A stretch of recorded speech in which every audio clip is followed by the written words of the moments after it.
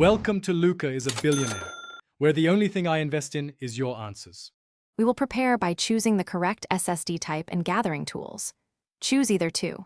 5 inches SATA for laptops, NVMe M, 2 for modern systems, or M SATA where applicable.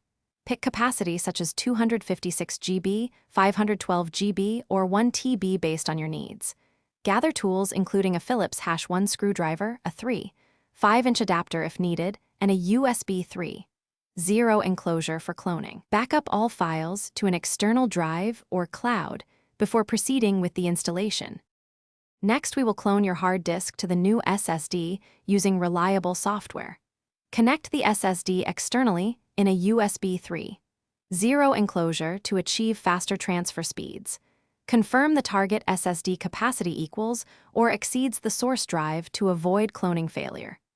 Run cloning software and choose sector by sector or intelligent copy depending on your needs. Verify the cloned partition boots in a test mode before swapping the drives in the computer. This reduces downtime and prevents data loss during the physical swap. Power down the machine and unplug it from the wall before opening the case. Remove the old hard disk carefully, noting screws and cable positions as you go. Install the SSD into the 5-inch bay or slot, or secure the NVMe M2 with its single screw. Reconnect SATA or M2 connectors and firmly attach any power cables.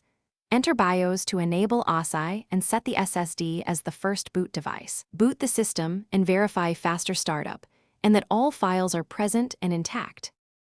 Thanks for watching and please subscribe. It's the best investment you'll ever make.